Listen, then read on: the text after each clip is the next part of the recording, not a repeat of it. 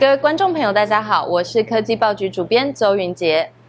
因应这个全球的新冠肺炎影响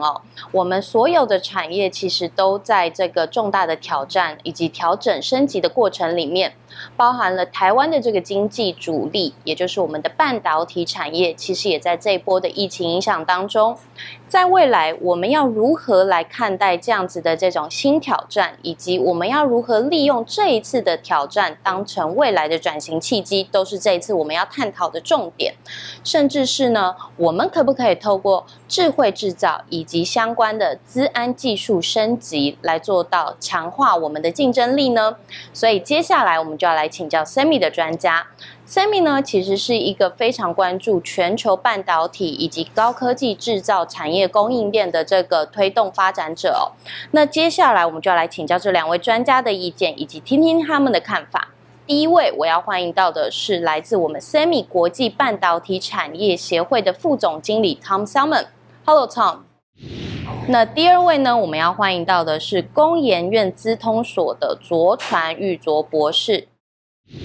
Okay, Tom, the first question I want to ask you is, what is COVID-19's impact on the semiconductors industry? Yes, so there's no question that COVID-19, the pandemic, has been a real challenge for the industry and manufacturers in general. They've had to put new processes and new procedures in place with physical distancing, testing of critical employees, making sure that all of their personal protective equipment or PPE is stocked up and ready to go, and had to overcome some logistics challenge from that perspective. Thank you. And the second question I want to ask you is, in this time of uncertainty, how can digital transformation help with the factory's owners? Yes, so as I mentioned, many companies in the industry have seen this as an opportunity to either test out or fully implement some of their smart manufacturing solutions. A couple of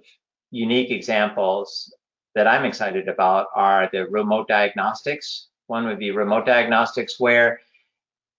an engineer or technician operator at the facility may be having an issue. They can use remote diagnostics to tap in to the equipment, having either a supervisor or perhaps an equipment engineering person remotely tap into the equipment to understand exactly what the issue is and quickly resolve it for a minimum loss of productivity and to keep uptime. Thank you for sharing, Tom.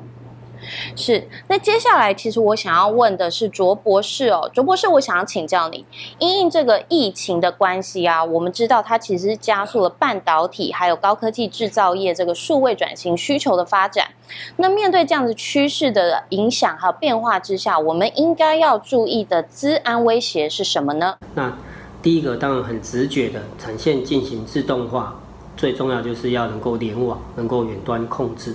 那所以第一个问题就是产线网络的问题那在 OT 的网络呢，大家一致的一些做法就是你要怎么样好的分区把它分区隔离，去降低你的风险，任何一个区域出事的时候不会影响到整个产线。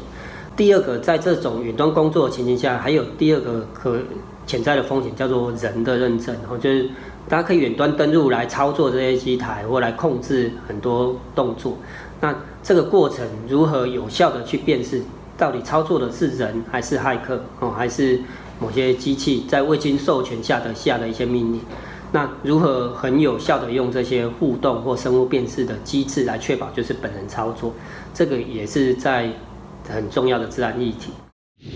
好的，刚刚两位专家呢，以及就本年度的黑天鹅效应之下，产业应该要如何去做未来的规划部署，做了一个简单的重点整理还有介绍那接下来呢，其实我们要进入的这一段访问是想要了解 SEMI 身为一个全球的高科技以及半导体产业供应链的这个重要推动者，他们看到的未来市场趋势还有相关的机会是什么来进行访问。所以接下来呢，我们就要来请问我们的 Tom。Okay, Tom,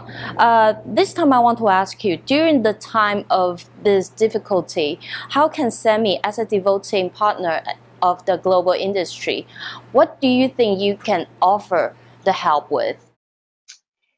So the Semi-Smart Manufacturing Initiative is really focused on maximizing productivity,